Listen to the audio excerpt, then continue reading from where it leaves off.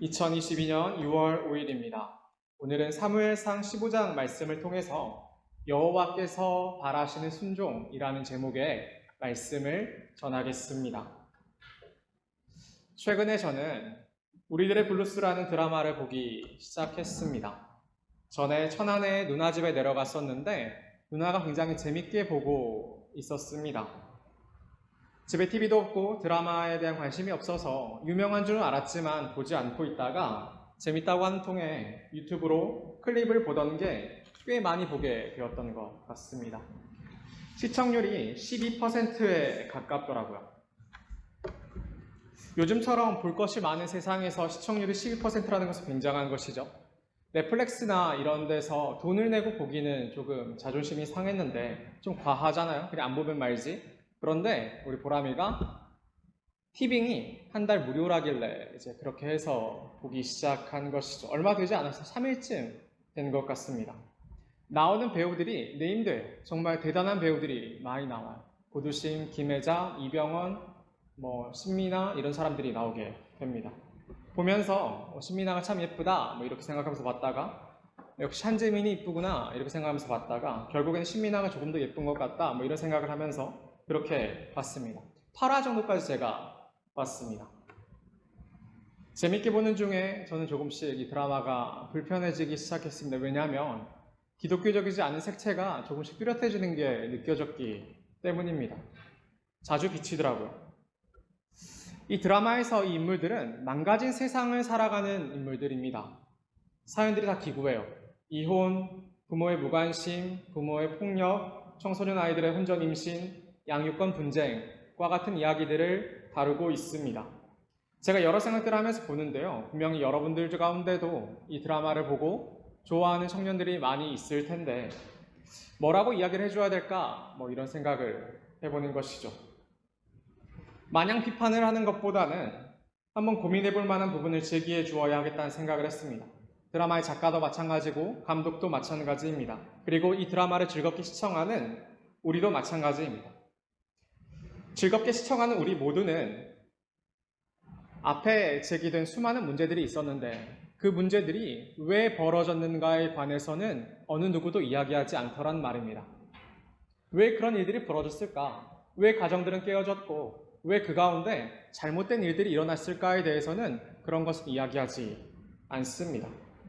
술과 혼의 성관계와 무분별한 연애들과 바르지 못한 가정관계와 나이에 따른 존중과 보호가 없는 것 따위가 문제를 야기시키는 중요한 원인이었을 텐데 그것들을 짚고 넘어가지는 않더란 말입니다. 삶에서 그런 문제들은 원래 벌어지게 마련인 것이고 그 속에서 지지고 볶고 괜찮은 답들을 찾아갈 수 있을 것처럼 이 드라마가 그렇게 이야기를 하고 있었습니다.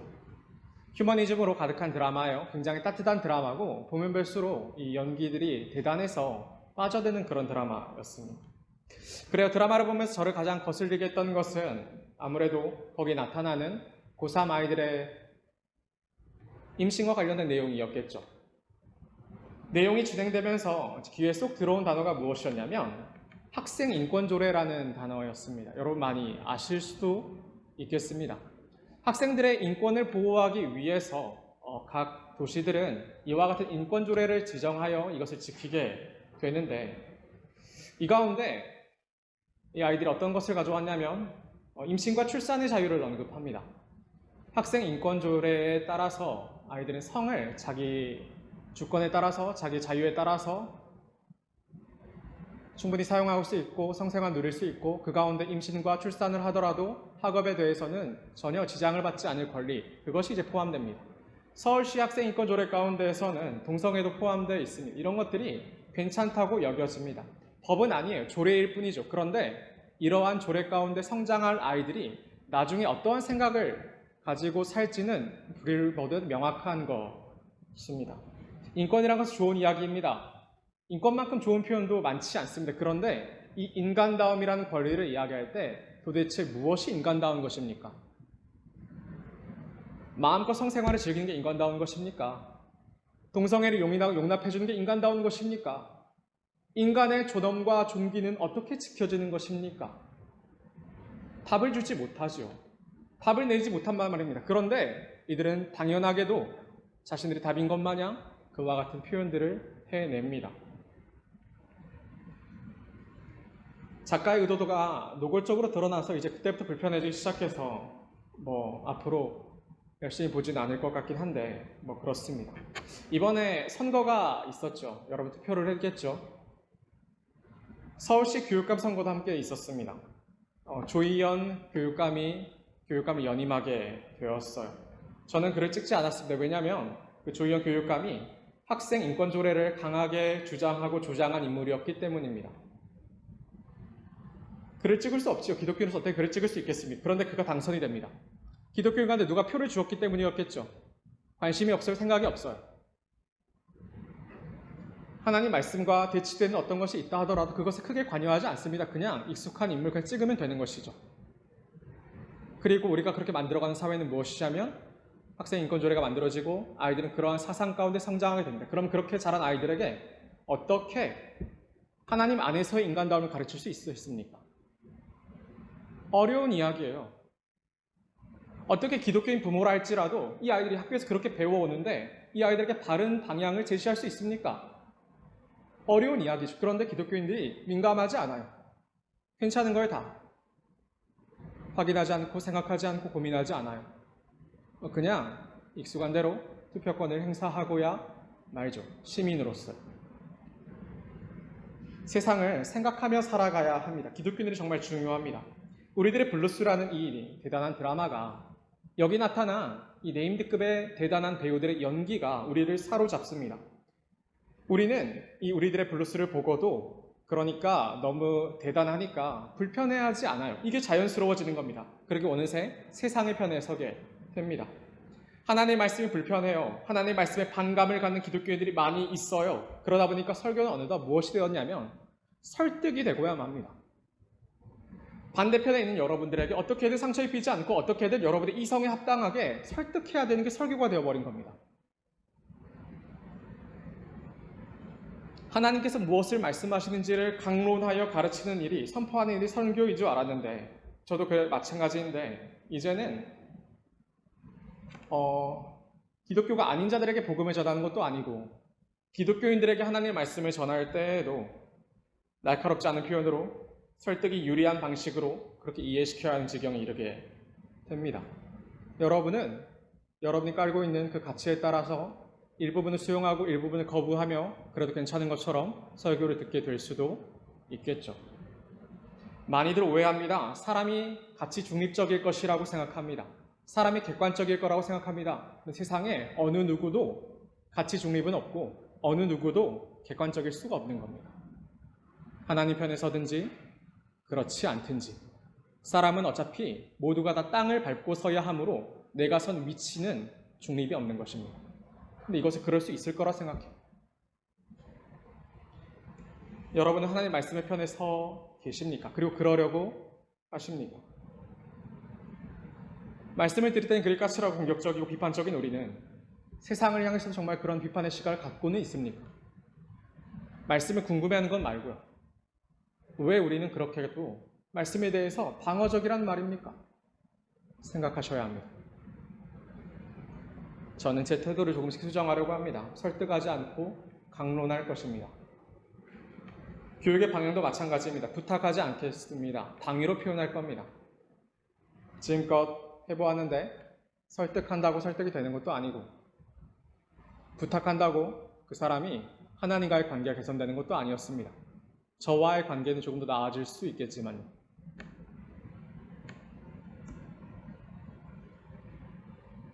제 태도를 수정해서 여러분이 하나님과 어떤 태도와 관계를 맺어야 하는지를 가르치겠습니다. 물론 설득하는 일들이 있겠고 부탁하는 일들이 있겠죠. 근데 여러분 생각하셔야 합니다. 우리는 교회 와서 무엇을 배우는가? 하나님과 관계를 배울 텐데 우리는 도대체 어떻게 관계를 맺고 있으며 그 관계는 하나님의 말씀에 어떻게 반응한지로 드러날 텐데 우리는 어떻게 하나님 말씀에 순종하고 있는가 생각해 보시기 바랍니다. 오늘 말씀은 사울이 하나님께 버림받게 되는 그 내용입니다. 사무엘상 13장부터 15장까지의 내용이 여기에 해당이 되는데요. 13장과 14장은 믹마스 전투라고 불리는 블레셋과의 전쟁을 다루고 있습니다. 그리고 오늘 15장은 아말렉과의 전쟁을 다루고 있습니다. 우리는 이 아말렉과의 부분인 15장을 조금 더 중점적으로 살피게 될 텐데요. 여기를 두 부분을 나눠 설교하겠습니다. 먼저 1절부터 9절을 통해서는 사울이 행한 순종의 모습에 관하여 이야기할 것이고, 그리고 10절부터 23절을 통해서는 여호와께서 기뻐하시는 순종이 무엇인지에 관하여 이야기할 것입니다. 순종은 하나님과의 관계를 보여주는 키워드입니다. 1절부터 9절을 같이 보겠습니다. 13장과 14장에서는 블레셋과의 전투를 다루고 있다고 했습니다. 믹마스에서 일어난 전투라서 믹마스 전투라고도 불리게 됩니다. 백성들은 사울을 왕으로 옹립하였습니다. 원래도 왕을 원하였던 백성들에게 지난 암몬과의 전쟁에서 사울이 가져다 준 승리는 그를 영으로 만들기에 충분한 것이었습니다. 백성들은 자기들이 요구한 왕이 자기들을 위한 전쟁에 그와 같은 승리를 가져다 준 것에 크게 만족하는 듯 보였습니다. 그리고 사울은 또다시 전쟁을 준비해야 했습니다. 왜냐하면 사울 자체가 전쟁을 위해 세워진 왕이기도 하고, 그러니까 전쟁을 위해서, 전쟁을 통해서 자기를 증명해야만 하겠죠. 그리고 뿐만 아니라 실제로 이스라엘은 많은 이웃 나라로부터 고통을 당하였기 때문입니다. 블레셋과의 전쟁이 믹마스 전투에서 두드러지는 내용이 무엇이냐면, 전투를 시작하기에 앞서서 여호와께 드리는 번제가 두드러집니다. 이번 전투는 크게 불리한 전쟁이었어요. 이스라엘의 모병한 군사의 수는 3,000명밖에 되지 않았는데, 블레셋은 굉장히 많은 숫자가 있었어요. 30만의 전차, 3만의 마병, 그리고 바다의 모래와 같은 그 백성들이 지금 진을 치고 있었다고 했으니까 도저히 어떻게 해볼 수가 없는 전쟁인 것이죠. 또 할 수도 없는 게, 그냥 처음에 블레셋과의 전쟁이 일어난 게 아니라 그 당시에 블레셋에 의해서 얼마나 많은 피해를 당했냐면, 철제 무기를 개발하면은 반역을 일으킬 게 뻔하니까 블레셋 사람들이 철을 가공하는 장인들을 다 데려갔던 것 같아요. 그러니까 이스라엘은 철로 만들어진 칼과 창을 가지고 있는 사람이 사울과 그 아들이 요나단밖에 없다고 기록돼요. 백성들은 그게 아무것도 없었어요. 백성들이 철제 농기구를 수리하기 위해서는 블레셋에 넘어가야 했어요. 아무것도 준비된 게 없어요. 용기도 없어요. 싸울 병력도 없어요. 무장할 아무것도 없어요. 그러니까 그들이 의지할 수 있는 것은 여호와 하나님의 힘밖에 없는 것이죠. 이스라엘 백성들은 열악한 환경 가운데 하나님의 도움을 받았고, 이러한 도움이 이 번제를 드리는 형태로 그렇게 나타나게 됩니다. 제사장인 사무엘이 뭐라고 이야기했냐면, 이래 동안 기다리라고 했습니다. 7일 동안 기다리면 7일 후에 와서 여호와 하나님께 번제를 드려서 그 전쟁을 도우시도록 하겠다고 그렇게 이야기를 했겠죠. 그런데 시간이 흘러요. 그리고 사무엘이 나타나지 않아요. 이 7일이 완전히 흘렀는지 아니면 7일이 거의 끝나가는지 그 시점은 잘 모르겠는데, 사무엘이 와서 번제를 드려주지 않으니까 백성들이 사기가 떨어지고 하나둘씩 이탈하기 시작합니다. 3,000명이었던 군세는 어느덧 600으로 줄게 되죠. 사울은 다급해졌어요. 안 그래도 없는 숫자가 더 줄게 되니까 어떻게 이야기를 하냐면, 자기가 스스로 자기의 손으로 하나님께 번제를 드리겠다고 그렇게 이야기를 하게 됩니다. 번제를 가져오라고, 희생제물을 가져오라고, 그리고 자기가 직접 그 집례를 하겠다고 합니다. 번제를 자기 손으로 마치게 돼요. 그런데 기다렸다는 듯이 마치자마자 사무엘이 등장하죠. 그리고 사울이 질책해요. 왜 그러하였습니까? 여러분 어떻게 생각해요? 사울은 그래도 되었던 겁니까? 그것이 사울의 최선이었던 겁니까? 그렇게라도 해서 여호와를 의지하는 그 표현을 번제로서 표현하면 됐던 겁니까? 근데 그렇게 이야기하지 않죠. 사울이 번제를 드렸을까? 사정이야 몇몇 이유들을 이야기할 수 있겠죠. 백성들의 사기가 떨어졌고 백성들이 흩어지고 있었으니까요. 그렇게 말할 수도 있겠죠. 그런데 다만 여기서 우리가 알 수 있는 것은 사울이 어떻게든 번제를 드리기만 하면 된다고 그렇게 생각하고 있었다는 것을 확인할 뿐입니다. 어떻게든 번제를 드리기만 하면 된다고 그렇게 생각하고야 말아요. 이 사울이. 우리는 레위기를 묵상하면서 각각의 제사들이 무엇을 의미하는지를 살폈습니다. 번제가 의미하는 것은 사람의 전체를 드리는 거예요. 번제는 가장 비싸고 가장 낭비가 심한 제사라고 했지요. 그 어느 것 하나 남기지 않고 다 태워서 하나님 아버지께 드리는 그러한 제사였으니까요. 이스라엘 번제를 드렸다는 것은 하나님께 거래한다는 개념이 아니에요. 하나님께 모든 것을 바친다는 개념이죠. 그게 번제예요. 그런데 사울에게 중요한 것은 무엇이었냐면 백성이 내게서 흩어지는 게 중요했어요. 그가 정말로 의지했던 것은 무엇이냐면 백성의 수였죠. 그러니까 백성의 수가 흩어지자 감히 제사장도 아닌 자가 번제를 드리려는 그러한 발칙한 생각이 가능해진 거예요. 그래도 되는 거예요. 그에게 정말로 하나님께 온전히 드려지는 번제가 가장 중요했다면 그렇게 판단하지 않았겠죠. 시간이 흘러도 기다렸겠죠. 백성이 이탈해도 자리를 지켜야 했겠죠. 그런데 그 급박한 순간에 사울의 본심이 나타나요. 사울이 어떤 생각을 하는지, 사울이 무엇이 중요하다고 여기고 있는지가 그제서야 드러나요. 무엇이었냐면 그에게 중요한 것은 백성들의 수였어요. 병력이었어요. 여호와 하나님은 도구일 뿐이었죠. 하나님은 사울의 그런 행동을 악하게 보셨습니다. 그리고 13장을 지나서 14장에서는 이해할 수 없게 갑자기 이스라엘 백성들이 블레셋과의 전쟁에서 승리했다는 내용이 기록이 되는데요. 전쟁의 승리를 가져온 인물은 누구냐면 사울이 아니라 그의 아들인 요나단이었습니다. 요나단은 전쟁을 두려워했던 사울과 이스라엘 백성들과는 달랐습니다. 그는 이렇게 이야기를 했습니다.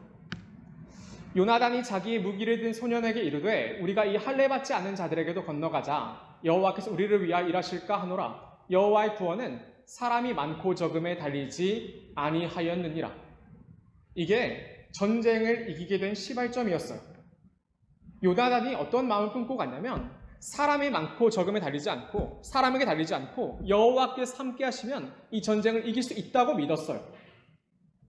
그렇게 요나단과 그의 무기를 맡았던 그의 종이 그 두 명이서 블레셋에 참여해서 전쟁하게 되고 그것을 시작으로 블레셋과의 전쟁에서 이기게 돼요. 사울은 아무것도 한 게 없어요. 요나단과 그의 무기를 들었던 소년이 그 둘이란 초라한 숫자가 블레셋을 기습합니다. 그 20명을 죽여요. 일당 10의 숫자인 거죠. 전쟁의 승패가 갈릴 만한 숫자는 아니었습니다. 그런데 그 죽게 된 20명이 몰고 온 혼란은 대단한 것이었습니다. 요나단과 그의 무기를 들었던 소년이 블레셋 땅으로 넘어가게 됐을 때 그때 거기에 두 가지 바위가 있다고 했는데 보세스와 세네라는 바위라고 했습니다. 보세스는 빛나다, 다른 말로는 미끄럽다는 뜻의 바위고 세네는 아카시아, 다른 말로는 가시라는 이름의 바위입니다. 그러니까 도저히 그쪽으로 누가 침입하기 어려운 거예요. 바위가 미끄럽고 가시가 많았으니까. 그런데 절대 침입할 수 없는 곳에서 사람들이 쳐들어오게 되고 블레셋 군인들이 죽게 되자 그 지정이 이해할 수 없게도 큰 혼란과 두려움이 휩싸이게 되는 것을 보게 됩니다. 이스라엘이 이것을 멀리서 지켜보다가 쳐들어가서 블레셋을 크게 무찌르게 됩니다. 정상적이지 않은 전쟁이었어요. 하나님 이것을 통해서 분명하게 사울이 아니라 요나단과 함께 하셨다는 것을 보여줍니다. 하나님께서 어떤 자와 함께 하셨냐면 사람의 손을 의지하여 하나님을 도구로 여기는 자, 번제를 드렸다 할지라도 그것을 도구화시켰던 자에게 함께하지 않으셨고 수가 극히 적더라도 하나님을 의지하는 자의 손을 통하여 하나님은 그 전쟁을 승리하게 하셨다는 것을 우리가 보게 됩니다. 23, 14장 정말 할 이야기가 많은데 나중에 기회가 있거나 질문이 있으면 더 많은 이야기를 할 수 있으면 좋겠습니다. 오늘 말씀 돌아가겠습니다. 15장입니다. 오늘 말씀은 이 믹마스에서 블레셋과의 전쟁에 승리하고 난 후에 여호와 하나님의 명령으로 아말렉과의 전쟁을 시작하게 되는 장면입니다. 1절을 같이 볼게요. 사무엘이 사울에게 이르되 여호와께서 나를 보내어 왕에게 기름을 부어 그의 백성 이스라엘 위에 왕으로 삼으셨은즉 이제 왕은 여호와의 말씀을 들으소서. 앞서서도 여호와께서 도와주셨으니까 그와 같은 승리를 얻었지요. 그러니까 말을 잘 들어야 할 것 아닙니까? 하나님께서는 사무엘을 사울에게 보내셔서 하나님의 명령을 감당하라고 말씀하셨습니다. 여기서 다른 왕들과의 차별점이 발생합니다. 이스라엘은 오직 하나님만을 왕으로 섬깁니다. 이스라엘에 있어서 왕이란 사람은 모든 백성들의 형제들의 대표가 되는 인물일 뿐이죠. 신명기에서는 이스라엘이 왕을 세우는 경우에 관하여 기록되어 있는데요. 거기서 어떻게 기록됐냐면 왕의 반대말로서 신하를 언급하지 않습니다. 왕의 반대말로서 형제를 언급합니다. 왕이란, 사람의 왕이란 형제들을 대표하여 형제들을 위하여 하나님의 뜻을 전하고 그들을 위하여 싸우는 그러한 존재, 그것이 바로 하나님이 말씀하신 이스라엘의 왕이라는 개념이었습니다. 이스라엘이 하나님께 왕을 달라고 원망하였을 때 하나님께서 사무엘을 통해서 경고하셨는데 경고의 내용은 착취하는 왕이 될 것이라는 내용이었습니다. 하나님께 백성들을 위해 세우신 왕과는 전혀 다른 모양새지요. 때문에 그 이방의 왕들과 다르기 위해서는 착취하지 않고 형제들을 위하여 대신에 싸울 왕이 되기 위해서는 하나님의 말씀을 준행하는 왕이 되어야 했던 겁니다. 그리고 하나님의 말씀이 지금 15장 1절에서 사울에게 전달이 됩니다. 여호와 하나님의 말씀이 2절과 3절에서 조금 더 구체적으로 드러나는데요. 제가 읽어보겠습니다. 만군의 여호와께서 이같이 말씀하시기를 아말렉이 이스라엘에 행한 일 곧 애굽에서 나올 때에 길에서 대적한 일로 내가 그들을 벌하노니 지금 가서 아말렉을 쳐서 그들의 모든 소유를 남기지 말고 진멸하되 남녀와 소아와 젖먹는 아이와 우양과 낙타와 나귀를 죽이라 하셨나이다 하니 아말렉과 전쟁을 하되 모든 것을 진멸하라는 무서운 명령이죠. 남녀와 소아와 젖먹는 아이와 우양과 낙타와 나귀를 죽이라고 하셨으니까 모든 것을 다 진멸하라는 그러한 말씀입니다. 현대를 살아가는 우리들에게 과거의 전쟁을 이해하는 것은 어려운 일입니다. 다행히 이번 전쟁에서는 하나님께서 전쟁을 위한 명료한 이유를 밝히셨는데 2절에서 등장하는 애굽에서 나올 때에 길에서 대적한 일이라는 이유입니다. 이스라엘이 출애굽할 때 이스라엘에게 행한 아말렉의 일 때문에 하나님께서 이와 같은 전쟁을 기획하셨습니다. 출애굽은 이스라엘을 최초로 공격했던 일이 누구였냐면 아말렉입니다.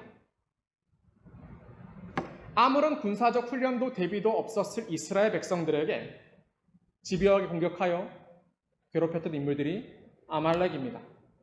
신명기를 보게 되면 이들이 어떻게 공격을 했냐면 이스라엘 백성들이 피곤할 때에 그들이 얼마나 많은 노인들, 아이들, 어린 가축들을 가지고 있었겠어요. 그럼 그들이 뒤에 쳐졌겠죠. 그렇게 뒤떨어진 자들을 골라서 공격하여 죽였다고 그렇게 기록됩니다. 아말렉은 굉장히 악독한 이즈이죠. 그런데 더욱이 아말렉은 누구냐면 에서의 후손입니다. 에돔 족속이죠. 그러니까 이스라엘에게는 형제의 민족입니다. 형제의 나라가 형제를 친 일입니다. 생각해 보십시오. 출애굽한 이스라엘 백성들이 가나안 땅에 들어갈 때 하나님께서는 모압과 암몬의 땅을 침범하지 말라고 하셨습니다. 왜냐하면 그들이 형제의 나라였기 때문입니다. 하지만 도리어 모압과 암몬은 이스라엘을 매번 괴롭게 하죠. 그리고 그 심판을 나중에 받아요. 성경이 추구하는 가치가 무엇이었냐면 형제를 사랑하는 것입니다. 사랑이죠. 하나님께서는 형제를 사랑하지 않고 형제가 어려울 때 착취하려고 공격한 그 아말렉을 기억하라고 하셨습니다. 그리고 이번에 이 사울을 통해서 아말렉을 진멸하려고 하는 것입니다. 그래서 우리는 이 사건이 단순한 영토 분쟁이 아니고 단순한 유익을 위한 전쟁이 아니고 형제를 사랑하여 형제 위에 서는 게 아니라 형제를 위해 대신 싸워주는 하나님 나라의 가르침과 형제를 핍박하고 착취하여 자기의 배를 불리기를 원하는 세상의 가르침과의 대립으로 이해하는 것입니다. 하나님께서는 하나님의 말씀을 순종하는 형제들의 대표로서 이 사울 왕은 하나님의 말씀을 따라 형제를 착취하는 아말렉을 모두 진멸해야만 했던 것이죠. 잔인하지요. 그리고 철저하지요. 하나님이 아말렉을 어디까지 얼마나 배제하려 하셨는지가 보이십니까? 이스라엘 백성들이 아말렉과 상관하지 않도록, 이스라엘 백성들이 아말렉을 받아들이지 않도록, 이스라엘 백성들이 아말렉과 어떤 무역과 교류를 하지 않도록 그들을 완전히 죽이라는 명령이 하나님의 말씀이셨습니다. 하나님 얼마나 철저하신 분이십니까? 하나님 얼마나 철저하게 이 세상의 가르침을 배격하는 분이십니까? 하나님은 그렇게 완전히 아말렉을 진멸하여 하나님의 말씀을 따르는 모습을 통하여 이스라엘 하나님의 온전한 백성이 되고 사울은 하나님 기뻐하시는 왕이 되시기를 바라셨습니다. 그러니까 사울에게 그런 명령을 내리셨어요. 사울이 말씀을 들었어요. 그리고 백성들 가운데 징병을 합니다. 보병이 20만 명이 모였고 유다 사람이 10,000명이 모였습니다. 앞선 믹막스의 전투와는 전혀 다릅니다. 대단히 많은 숫자가 모였고 전쟁을 승리하기에 충분한 숫자가 모이게 되었습니다. 사울은 아말렉 성에 쳐들어가요. 그리고 아말렉과 전쟁을 시작하는데 파죽지세로 진행된 전쟁은 손쉽게 끝이 난 것 같습니다. 8절에 등장하는데요. 아말렉 사람의 왕 아각을 사로잡고 8달로 그의 모든 백성을 진멸하였으되, 아말렉의 왕인 아각을 사로잡힌 사건이 이렇게 급하게 나타납니다. 전쟁이 그렇게 어렵지 않았던 것 같아요. 하나님의 말씀에 순종했더니 전쟁이 굉장히 형통했다는 것을 알 수 있습니다. 사울은 아각을 사로잡았습니다. 사로잡았다는 말은 산채로 잡았다는 말을 뜻합니다. 죽이지 않았어요. 살려둔 채로 잡은 겁니다. 그리고 이어지는 표현을 보면 아각을 사로잡았다는 표현이 왜 등장하는지, 굳이 이야기를 하는지 나타납니다. 사울과 백성이 아각과 그의 양과 소의 가장 좋은 것 또는 기름진 것과 어린 양과 모든 좋은 것을 남기고 진멸하기를 즐겨 아니하고 가치 없고 하찮은 것은 진멸하니라. 사울과 백성들이 아각을 죽이기를 원하지 않았습니다. 왜냐하면 아각을 죽이지 않는 것이 정치적으로 더 유리했기 때문일 것입니다. 조공을 받는다거나 노예로 삼는 것 따위 말입니다. 게다가 전쟁을 위해서 왕위에 오른 사울에게 아각이라는 포로는 얼마나 자기의 공적을 드러내기에 좋은 인물입니까? 그러니까 더욱이 살려서 자기를 자랑하려는 것이 더 나았을 수 있습니다. 사울과 백성들은 뿐만 아니라 가축들 가운데 좋은 것을 남깁니다. 가치 없고 하찮은 것은 진멸하였지만 양과 소의 가장 좋은 것, 기름진 것, 어린 양과 모든 좋은 것들은 남깁니다. 진멸하지 않아요. 지금 우리는 사울과 백성들이 하나님의 말씀에 어떻게 반응했는지를 그의 순종을 통해서 보게 되는 겁니다. 어떻게 반응하고 있었습니까?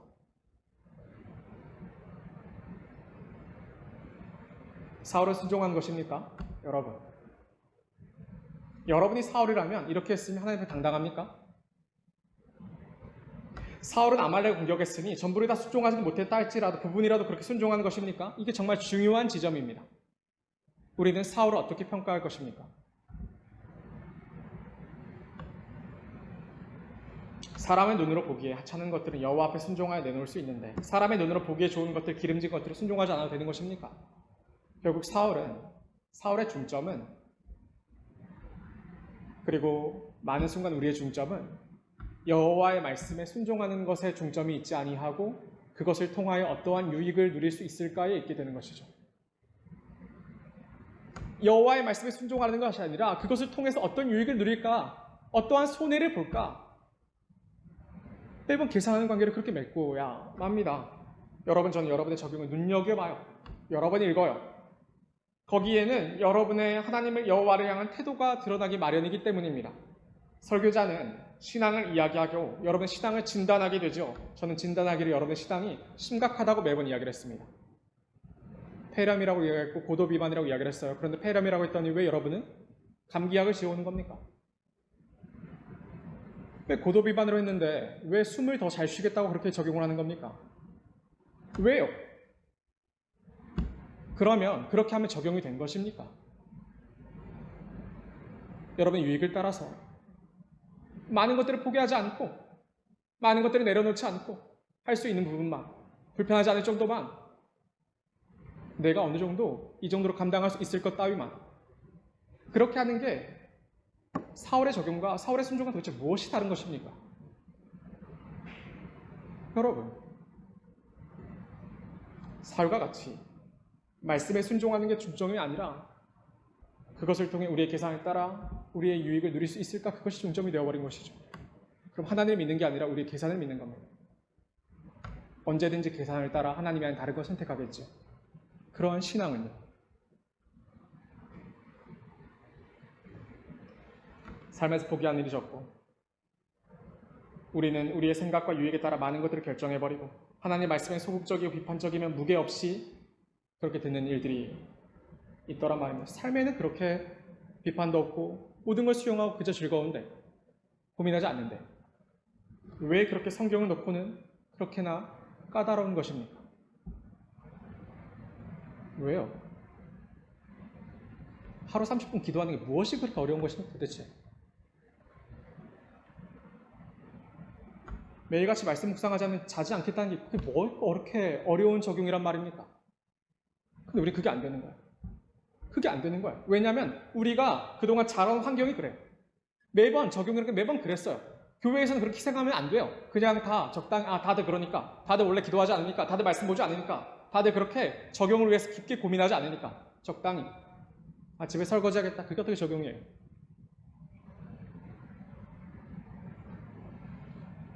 앞서 블레셋과 믹마스 전투에서 일어난 일이 조금 더 생각을 해봐야 합니다.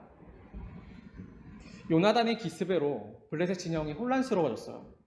그러니까 이것을 멀리서 사울과 그 백성들이 보게 됩니다. 이때 사울이 제사장을 불러요. 14장 18절에 하나님의 괴라고 나타나 있는데 이것은 아마 잘못된 표기일 겁니다. 에봇을 이야기하는 걸 거예요. 제사장에 오신 에봇을 이야기하는 걸 겁니다. 사울이 제사장을 통해서 그 에봇을 가져오라고 한 까닭은 아마 그 가운데 있었던 우림과 둠밈을 가져오라는 그런 까닭이었을 겁니다. 그 현정자매의 남편이 정둠밈 형제죠. 그 형이 정우림이라고 했거든요. 여기서 따온 이름이에요. 우림과 둠밈. 재질이 뭔지 모르겠지만 아마 돌멩이 정도일 거라 생각을 해요. 그것을 두 개를 놓고 하나님 뜻을 제비뽑기를 하는 거죠. 그래서 하나님 뜻이 무엇인지를 알고자 했던 제사장이 가지고 있던 장치였어요. 사울이 블레셋 진영이 혼란스러워지니까 제사장을 오라고 해서 그 우림과 둠밈으로 여호와 하나님 뜻을 묻고자 해요. 공격을 해도 되는지 그렇지 않아도 되는지. 그런데 지켜보고 있었는데 조금 더 그 블레셋 진영이 소란스러워지고 어려워지는 거예요. 그러니까 상황이 급하게 돌아가죠. 그러니까 사울이 어떻게 하냐면 제사장이 그대로 뒤로 물려요. 우림과 둠밈으로 하나님 뜻을 구하지 않아요. 그 얘기는 훨씬 더 자기 제사장이 훨씬 더 중요한 거예요. 상황에 따라 언제든지 하나님께 묻지 않아도 되는 것이죠. 상황이 그러니까. 묻지 않고 자기 멋대로 들어가요. 그래서 승리했고 그는 그의 공으로 돌렸겠죠. 하나님의 구원으로 생각하지 않았겠죠. 시간이 없다고 여긴 사울은 제사장과 관계없이 우림과 둠밈과 관계없이 하나님 뜻을 묻지 않고 자기 멋대로 일을 처리해요. 필요에 따를 때는 하나님 찾기도 하고 묻기도 하지만 자기 판단과 생각과 선호와 취향과 감정과 여러 가지 사건과 환경에 따라서 하나님 뜻을 묻지 않기도 하죠. 삶이 바빠지면 더 기도해야 되는 건 아닙니까, 여러분? 삶이 바빠지면 우리는 기도할 수밖에 없지요. 삶이 바빠진다는 것은 그만큼 선택할 것도 많은 거고 삶이 바빠진다는 것은 그만큼 삶에서 중요한 것이 생겼다는 거잖아요. 그런데 왜 그럴 때 더 기도하지 않아요? 왜 그럴 때 우리는 더 말씀을 보지 않기를 선택합니까? 우리는 자기 믿음을, 신앙을 깊이 있게 생각해야 합니다. 두렵게 생각하셔야 해요. 왜 은인이 그러지 않냐합니다. 직업을 위해서, 직장을 위해서, 취직을 위해서 직업 학교에 가는 것, 돈 내고 학원에 가는 것, 그것은 그렇게 쉬운데 자격증을 따는 것, 그것을 공부하는 것은 밤을 새워서 하는데 왜 우리 하나님과 그렇게 멀리 떨어져 있는가? 아말렉과의 전쟁을 할 때 사울은 자기가 순종했다고 생각을 합니다. 그 정도로도 괜찮은 순종이라고 여겼을 겁니다. 아각을 살려주었고 가축들을 남겨두었습니다. 그런데 그런 것은 크게 문제가 되지 않았다고 생각해요. 아마 백성들도 아마 모두가 진멸한 것은 아닐 겁니다. 나중에 여러분이 에스더서를 보게 되면은 그때 왕후 에스더가 되는 거죠. 그에게는 사촌 오빠가 있었는데 모르드게가 있어요. 근데 모르드게를 매달고 그 모든 유대인들을 죽이려 했던 인물이 하만이라는 인물이 혹시 기억이 나세요? 근데 그 하만의 설명이 뭐냐면 아각 사람 하만이에요. 이 하만이 여기 지금 나타나는 아각의 후손 혹은 아말렉의 후손이라는 이야기인 것이죠. 하나님의 말씀에 따라 아말렉과 전쟁을 했을 때 하나님 은혜를 베푸셔서 아말렉을 진멸할 힘을 주셨는데도 불구하고 내버려두죠. 정치적인 유익에 따라서, 계산에 따라서, 자기 생각에 따라서. 사사기에서도 혹시 기억나세요? 하나님 맨 처음에 이스라엘 백성들에게 가나안 땅에 가서 모든 가나안 족속들을 내쫓으라고 하셨잖아요. 처음엔 힘이 없어서 못 쫓았어요. 그럴 수 있어요. 그럼 나중에 힘이 생기니까 사사기를 보면 어떻게 나타나냐면 이스라엘 백성들이 그들을 내쫓지 않고 종으로 삼지요. 자기 유익을 삼지요. 중점이 하나님의 말씀에 대한 순종이 아니라 하나님과 그러한 관계가 아니라 그냥 내 유익인 거예요. 단순한 이야기가 아닙니다. 하나님의 백성이 가져야 되는 순종이 어떤 것인가에 관한 이야기를 하려는 겁니다. 여러분, 단순히 여러분한테 조금 더 좋은 것을 누리는 것을 못마땅히 하자는 이야기가 아니에요. 그런 것 따위가 아닙니다. 여러분이 더 누리고 더 나은 것을 갖는 것이 그게 별로 보기에 못마땅해서 그렇게 말하려는 게 아니에요. 우리가 그렇게 하는 순간 하나님께서 진정으로 가장 좋은 것을 주신다는 것을 우리가 부정하는 꼴이 되기 때문에 그래요. 하나님 관계가 틀어진 거예요. 하나님이 가장 좋은 것을 주신다는 것을 신뢰하지 못하고 하나님 말씀보다 우리의 생각이 더 낫다고 여기는 꼴이 되어버린 그래요. 그렇게 실수할 수 있는데 그게 매번 반복되면 어떡해요? 지금 사울과 이스라엘 눈앞에 욕심이 눈이 멀어서 하나님의 말씀에 순종하지 않습니다. 이스라엘은 자기 판단을 앞세워서 하나님의 선하심을 부인했습니다. 성경 계속해서 읽어보세요. 하나님이 잔인하십니까? 이스라엘 백성들이 얼마나 불평한지 혹시 보셨습니까? 이스라엘 불순종이 얼마나 커다란 건지 보셨습니까? 하나님이 얼마나 많은 기회와 은혜를 베푸셨는지, 하나님이 얼마나 많은 희생을 하셨는지 보셨습니까? 출애굽은 이스라엘은 길지 않은 시간 가운데 약속의 땅에 가나안으로 들어갈 기회가 있었습니다. 여러분 기억나세요? 가데스 바네아스 12 정탐꾼을 보낸 사건이에요. 그런데 여호수아 갈렙을 제외한 10명의 정탐꾼이 그 10지파의 지도자들이 하나님의 말씀에 순종하지 않기를 결정하죠. 하나님 땅에 들어갈 그 기회를 그제서 잃지요. 거기서 불순종으로. 청년 여러분, 여러분의 아말렉은 무엇입니까? 하나님보다 앞선 여러분의 좋아 보이는 평가들은 도대체 어디에 있습니까? 여러분, 생각하십시오. 생각하십시오. 사울은 아말렉을 진멸하지 않아놓고도 하나님의 말씀에 순종했다고 스스로 여겼습니다. 우리는 사울을 통해 우리의 순종이 그와 같지는 않은가 생각해야 합니다. 우리는 하나님과 도대체 어떻게 관계를 맺고 있는가? 두 번째 문단입니다. 10절부터 23절이에요. 사무엘에게 여호와 하나님의 말씀이 다시 임하였습니다. 하나님께서는 사울을 왕으로 세운 사실을 후회하고 계셨습니다. 내가 사울을 왕으로 세운 것을 후회하더니 그가 돌이켜서 나를 따르지 아니하며 내 명령을 행하지 아니하였음이라 하신지라. 사무엘이 근심하여 온 밤을 여호와께 부르짖으니라. 여호와 하나님은 실수가 없으시니 사람의 후회와는 다릅니다. 여기서 후회는 깊은 슬픔을 이야기합니다. 하나님께서는 왕으로 세운 사울이 하나님을 경외하지 않고 하나님의 말씀을 따르지 않는 것을 슬퍼하셨습니다. 후회에 해당하는 단어는 나함이라는 단어인데 이것은 창세기 6장에서도 나타나요. 하나님께서 그 사람의 죄악이 세상에 가득하여 하나님을 떠나려는 것을 보고 한탄하세요. 탄식하세요. 이때 나타나는 표현이 똑같아요. 한탄, 탄식하다. 후회하다, 슬퍼하다. 하나님을 떠나려고 그렇게도 하단 말이에요. 사람이요. 하나님을 경외했던 노아만을 제외하고 세상의 모든 사람들이 하나님을 떠나 부패합니다. 부패의 결과는 포악함이었죠. 형제를 착취하고 형제를 죽여서 어떻게든 밟아서 그렇게 위에 서려는 그런 모습이었습니다. 세상에 하나님을 믿지 않는데도 괜찮은 사람들이 꽤 많죠. 우리들보다 훨씬 더 나은 사람들이 많습니다. 그러니까 젊은 기독교는 특히 더 그런데 하나님을 믿지 않더라도 도덕적이고 윤리적으로 우월한 사람들에 관하여 우리는 괜찮다는 생각을 기본적으로 갖고 있습니다. 이게 젊은 기독교인들의 특징이에요. 공정과 공평을 생각하니까요. 그런데 그들이 죄와 죽음을 이길 답을 가지고 있는 것입니까? 그들의 삶이 이 땅의 죄의 문제를 해결할 수 있는 것입니까? 그들이 정말 이 땅에서 죽음을 이길 우리에게 영생을 줄 수 있는 그런 답을 줄 수 있단 말입니까? 그렇지 않아요. 그래 본 적이 없죠. 사람들은 각자의 기준에 따라 그렇게 생각하면 심판하신 하나님은 오히려 악하게 생각합니다. 참 쉽게도 그렇게 생각합니다. 그러면 또 여러분 생각해야 하는데 우리의 땅은 점점 부패해 갈 겁니다. 이건 분명해요. 더 많이 부유해지고 더 많이 배울 건데 더 많은 문화를 발달할 건데 더 부패해 갈 겁니다. 조용하게 속으로부터 그렇게 골마갈 겁니다. 점점 더 이혼은 많이 할 거고 점점 더 관계는 깨어질 거고 하나님을 경외하지 않을 거고 기준이 없어질 겁니다. 제 생각해봤어요. 아이들이 성관계를 한다고 해요. 그러면 기독교인이 아니면 도대체 얘한테 왜 하지 말라고 말해줄 기준이 없어요. 뭐라고 말할 거예요 도대체. 기독교인이 아닌데 이웃을 사랑하여 희생하라고 가르쳐야 돼. 그럼 기독교인이 아니면 도대체 그것을 뭐라고 이야기할 거예요? 기준이 없어요. 기준이 없어요. 하나님께서는 여호와 하나님을 경외하지 않는 사울을 왕으로 세우신 것을 슬퍼하셨습니다. 하나님의 말을 듣지 않으니까 그가 미워서 그가 싫다고 말씀하시는 게 아닙니다. 하나님 외에는 구원이 없는데 여전히 그가 하나님을 떠나려 하는 그 모습 때문에 하나님 그를 슬퍼하세요. 그것밖에 없는데 이스라엘은 그렇게 하나님 매번 거절해 왔습니다. 하나님 말씀을 듣고 밤새 울던 사무엘은 이 말씀을 전하기 위해 사울을 찾아갑니다. 하나님 버리셨다는 그 이야기를 해야 되니까. 사울을 찾아 아침 일찍 갔더니 그는 자리에 없었어요. 이야기를 들어보니까 그가 갈멜로 가서 자기를 위하여 기념비를 세웠다는 이야기를 듣게 됩니다.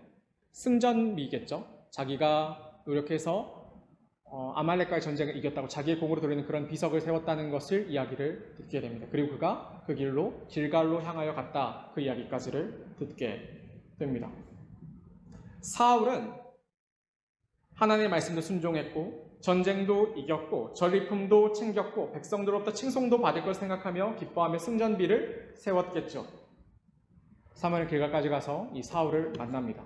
사울이 사무엘에게 뭐라고 이야기를 했냐면, 사무엘이 사울에게 이른즉 사울이 그에게 이르되 원하건대 당신은 여호와께 복을 받으소서. 내가 여호와의 명령을 행하였나이다 하니. 이것이 사울의 인식이었어요. 제가 잘했습니다. 제가 여호와의 말씀을 들어서 이렇게 이스라엘 백성을 구원했습니다. 교회를 치면은 이렇게 교회가 부흥했습니다, 헌금이 많았습니다, 이런 이야기겠죠.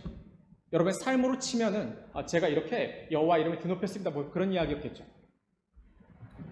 사울은 정말로 자신이 여호와의 명령을 온전히 행하였다고 그렇게 생각하고 있었는데 하나님의 생각과는 정말로 다르죠. 사무엘은 사울에게 뭐라고 이야기했냐면, 오늘 처음에 배경에 나타난 그림과 같은데요. 사울에게 귀에 들리는 양과 소의 이 소리는 무엇이냐고 물었습니다. 그가 탈취한 것들이 그 소리를 내고 있었습니다. 사울이 여기서 설명해요. 사울이 이르되 그것은 무리가 아말렉 사람에서 끌어온 것인데 백성이 당신의 하나님 여호와께 제사하려 하여 양들과 소들 중에서 가장 좋은 것을 남기며 그 외의 것을 우리가 진멸하였나이다 하는지라. 백성의 핑계를 대죠. 분명히 앞에서 공을 이야기할 때는 나를 내세웠는데 이번에는 백성이 그러했다고 백성이 탓을 하죠. 형제가 이스라엘 백성들을 위하여 앞장서서 위험을 감당해야 됐을 그 왕이 형제를 팔아먹죠. 관계가 깨어진 거예요. 여기서 아각은 언급하지도 않아요. 아각을 살려뒀단 말은 하지도 않아요. 사무엘은 사울을 질책합니다.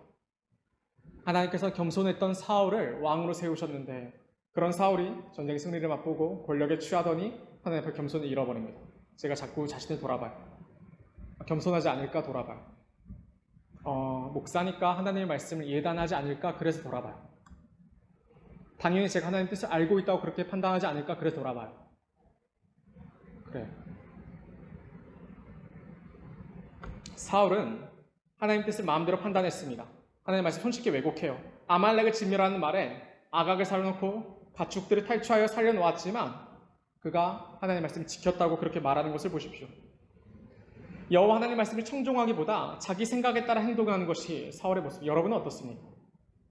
여러분, 하나님의 명료한 뜻이 여러분에게 있습니까? 우리가 오랫동안 신앙생활했어요. 20년 넘게 신앙생활했어요. 그러면 하나님의 말씀을 그렇게 오랫동안 들었는데 그 명료한 뜻이 우리에게는 있습니까?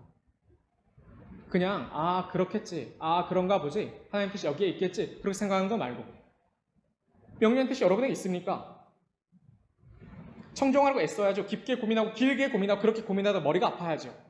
그게 기독교인이죠. 우리는 손쉽게 기독교인이 되었습니다. 현대의 교회 시스템은 너무나 쉽게 기독교인임을 인정합니다. 그래서 성경을 모르고 하나님 뜻을 모르고 복음도 모르고 기독교인이 됩니다. 그리고 나이가 차면 직분을 받고 나이가 차면 감당할 수 없는데도 결혼을 하고 나이가 차면 감당할 수 없지만 아이를 낳습니다. 하나님 뜻을 명료히 아는 바가 너무 없는데도요. 제가 설교를 하면서 여러분이 기대하는 바가 많습니다.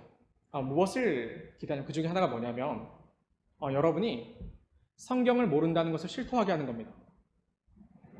제가 여러분이 설교를 하면 여러 가지 본문을 다루게 되잖아요. 여러분의 익숙한 본문은 다르고 여러분이 처음 본 본문도 다르게 되죠. 그럼 여러분이 제대로 아는 본문이 있었습니까? 없지요. 우린 너무나 피상적으로만 알고 있지요. 고민해 본 적이 별로 없지요.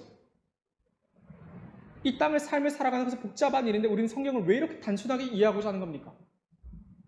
쉽게 하나님 믿으면 된다고, 예수님 믿으면 된다고? 그게 어떻게 신앙입니까? 어릴 때부터 기독교에 익숙한 여러분은 많은 성경을 알고 있게 됐을 텐데 사실 아는 것이 별로 없습니다. 무엇을 깨달아진다는 것을 둘째치고라도 내용도 우리는 알지 못하죠. 제가 신학교에 가서 진짜 두려웠습니다. 제가 정말로 아는 것이 없다는 것을 거기서 확인했기 때문에. 나름대로 교회 상가닥하니까 그러니까 신학교에 갔을 것 아닙니까? 나름대로 믿음이 괜찮다고 그렇게 생각했으니까 그래도 신학교에 가서 신학이란 걸 해보려고 했을 것 아닙니까? 근데 몰라요. 너무 모르더라고요. 그런데 만약에 제가 거기 안 갔으면 그렇게 모르는 채로 아는 척하면서 그렇게 어른이 되었겠죠. 교회 오래 다녔고 잔뼈가 굵으니까 직분을 받았겠죠. 하나님 뜻 잘 모르는데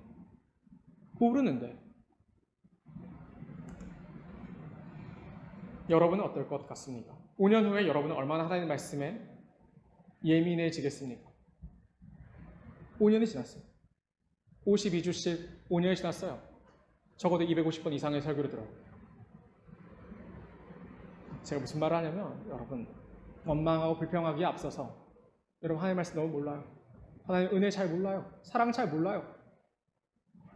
알려 하셔야 돼요. 교회에 여러 가르침이 있을 때 휴가를 내서라도 배우셔야 돼요. 그래야 해요. 저는 교회가 어려운 곳이었으면 좋겠어요. 여러분이 접근하기 어렵다는 말이 아니라 배울 것이 많은 곳이면 좋겠어요. 근데 삶에 참 많은 복잡함이 있는데 그 가운데 교회가 답을 줄 수 있어야죠. 근데 교회가 맨날 가르치는 게 맨날 뻔하고 그러면은 무엇을 배우겠어요? 생각하고 고민하세요. 사울은 사무엘 실책에도 시간이 많이 없네요. 자기를 변호하죠. 당신의 하나님 여호와께 제사하려고 그렇게 했다고 그렇게 이야기를 합니다.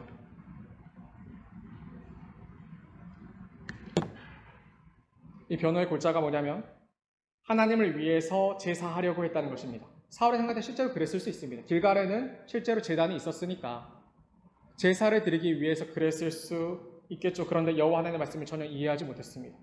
하나님은 가난한 분이 아니세요. 여러분 오해하지 마세요. 하나님은 가난하지 않으세요. 하나님은 고기 타는 냄새가 즐거워서 제사를 드리라고 한 분도 아니세요. 하나님은 자기 백성들을 통해 유익을 누리려는 분도 아니세요. 하나님은 하나님 뜻을 순종하는 자기 백성을 삼기를 원하시는 분이세요. 그렇게 관계를 맺고자 하세요. 신뢰하는 관계, 사랑하는 관계. 사무엘은 뭐라고 이야기하냐면 순종이 제사보다 낫고 듣는 것이 순양의 기름보다 낫다고 이야기를 했습니다. 어느 종교가 이렇게 이야기할 수 있습니까? 기독교가 여러분을 탈취합니까? 기독교의 가르침이 여러분을 약탈합니까? 여러분이 손해를 끼쳐요? 매번 11조 내라고 헌금하라 그러면 그게 부담이 돼요?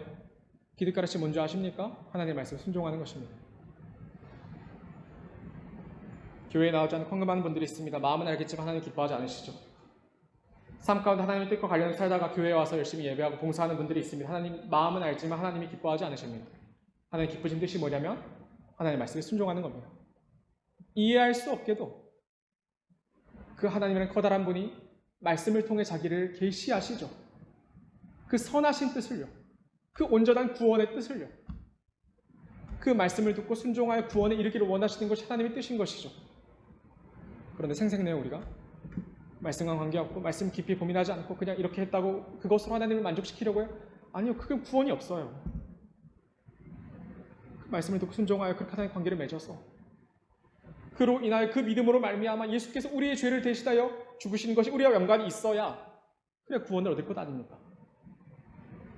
근데 우리는 왜 이렇게 살아갑니까?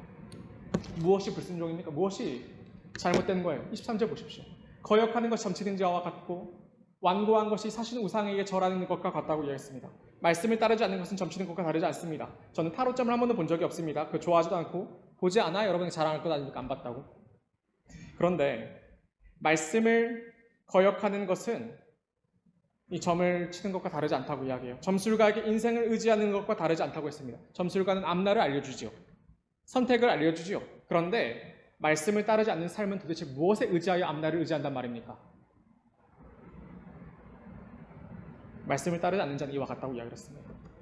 말씀 앞에 완고하여 순종하지 않는 자는 우상에게 절하는 것과 같다고 했습니다. 말씀을 따르지 않는 무엇을 따르겠습니까? 제가 도입 부분에 우린 자연스레 하나님이 하는 세상에 물들어서 이야기하죠. 우리가 딛고 있는 땅이 그래요. 타락한 세상을 살아가잖아요. 자연스레. 말씀을 마무리하겠습니다. 사랑하는 청년 여러분, 말씀을 통해서 하나님에 대한 우리 태도를 돌아보셔야 합니다. 사울은 그렇게도 자기가 불순종하지 않았다고 피력했습니다. 순종했다고 피력했어요. 제가 보면서 느꼈어요. 나도 이렇겠구나 이 생각을 했어요. 나도 이렇겠구나 말을 했어요. 나도 핑계가 많겠구나. 근데 핑계될 게 아니죠. 왜냐하면 말씀이 선하니까요. 하나님의 구원의 뜻이 거기에 있으니까요. 핑계될 게 아니라 지금은 후회하고 반성하고 돌이켜서 어떻게든 말씀 가운데 있으려고 해야죠. 그렇게 오랬죠. 사울은 그렇지 않아요. 자기를 변호하기 바빠. 현대를 살아가는 우리는 말씀을 무겁게 여기라는 말을, 어렵게 여기라는 걸 오해합니다. 무겁게 여기라는 말인데 불편하게 여기는 것을 생각하죠. 친근하게, 가볍게, 쉽게 대하고자 합니다. 그래서는 안 됩니다. 무엇이 순종이며 무엇이 불순종입니까? 하나님 왜 이렇게까지 말씀에 관하여 순종하는 것을 강조하는 것입니까? 까탈스러워서요? 얘가 마음에 안 들어서요? 말씀에만 구원이 있으니까요. 말씀만이 우리가 계산하는 것 따위가 아니라 진짜 선함이 있으니까요. 진짜 유익이 거기에 있으니까요. 그러니까요. 사랑하는 청년 여러분, 저와 여러분의 삶이 하나님 말씀이 더욱더 명징해지고 순종하는 기쁨이 더해가고 하나님과 동행하는 나날이 될 수 있기를 간절히 바랍니다.